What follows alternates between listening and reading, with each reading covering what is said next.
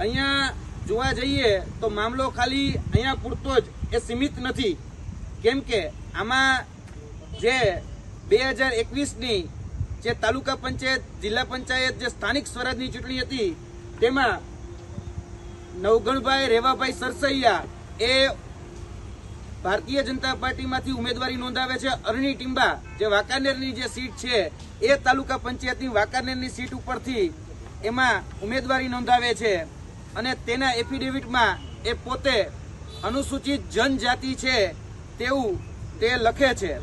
એટલે આ છે નવગણભાઈ રેવાભાઈ સરસૈયા. આ નવગણભાઈ રેવાભાઈ સરસૈયાનું છે એફિડેવિટ જે ચૂંટણી પંચને એને મૂકેલું છે. આમાં પણ એક ખોટી માહિતી ભરે છે અને એ ચૂંટણી પણ લડે છે.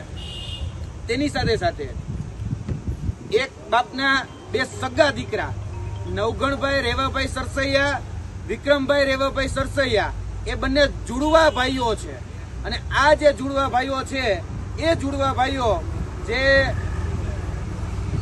મહાત્મા ગાંધી નરેગા યોજના એટલે કે મનરેગા જે યોજના છે તેમાં પણ ફોર્મ ભરે છે.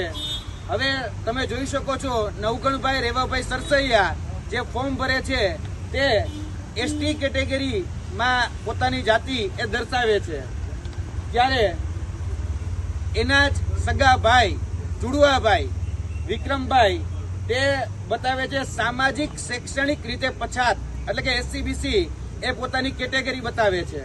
ત્યારબાદ એના જ ત્રીજા ભાઈ સરસૈયા પ્રવીણભાઈ એ સામાજિક શૈક્ષણિક રીતે પછાત એ પોતાની કેટેગરી એ દર્શાવે છે.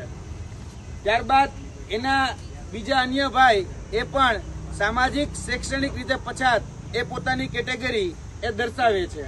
હવે જોવા જઈએ તો આ બધા જ ભાઈઓએ ક્યાંક ને ક્યાંક મનરેગાનો લાભ લેવા માટે જે ફોર્મ ભરેલા છે, લાભ લીધો કે નથી લીધો એમને ખબર નથી, પરંતુ આ જે ફોર્મ ભરેલા છે એની બધી જે વિગતો છે એમાં પોતાની જે કેટેગરી છે એ સામાજિક શૈક્ષણિક રીતે પછાત એ વ્યક્તિ દર્શાવે